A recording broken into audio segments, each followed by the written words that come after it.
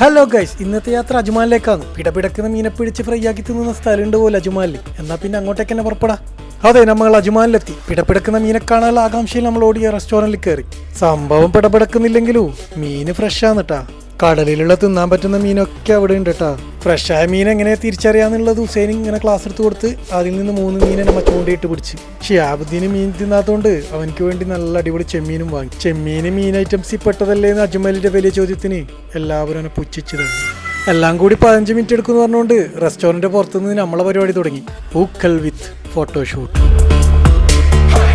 നമ്മളെ ജാബറാണെങ്കിൽ new gen സ്റ്റൈലിലെ photo എടുക്കും. കഴിഞ്ഞ വീഡിയോയിൽ പറഞ്ഞ പോലെ ഫോണ് തലതിരിച്ച ഫോട്ടോഗ്രാഫി. ഹുസൈനാണെങ്കിൽ വീഡിയോ വൈറലായെങ്കിൽ ഇസ്മാൽ ഖാന്റെ കൂടിന്റെ ഭാഗത്ത് പോകാൻ കഴിയില്ലല്ലോ എന്ന ചമ്മല്. അജ്മല് ഡ്രൈവിംഗ് ചേർന്ന് പറഞ്ഞിട്ട് ഫൈസൽ അവരെയും കൂട്ടി യന്ത്രത്തിന്റെ പ്രവർത്തന രീതി പഠിപ്പിച്ചു കൊടുക്കുന്നുണ്ട്. ഓ അത് ശരി. അപ്പൊ ക്ലച്ച് ഇടുമ്പോ ഗിയർ അമർത്തണം അല്ലേ?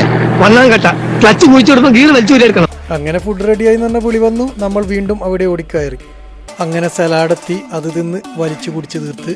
പിന്നെ നമ്മൾ ഓർഡർ ചെയ്ത 3 ഫിഷ് എത്തി. അതിന്റെ കൂടെ നല്ല അടിപൊളി റൈസും നല്ല ടച്ചിങ്സും. പിന്നെ എല്ലാവരുടെയും കണ്ണ് നമ്മുടെ ഷിയാബുദ്ദീന്റെ ചെമ്മീനിലേക്കായി. നൈസായി ഓരോന്ന് എടുക്കുകയും ചെയ്തു.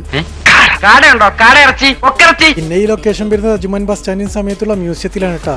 ഈറ്റ് ഫിഷ്, സലാഡും ഫിഷും അവസാനത്തെ സുലൈമാനിയായാലും ഒരു രക്ഷയില്ല കേട്ടാ.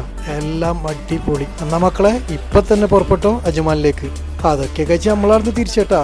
എന്നാ പിന്നൊന്നുമില്ല.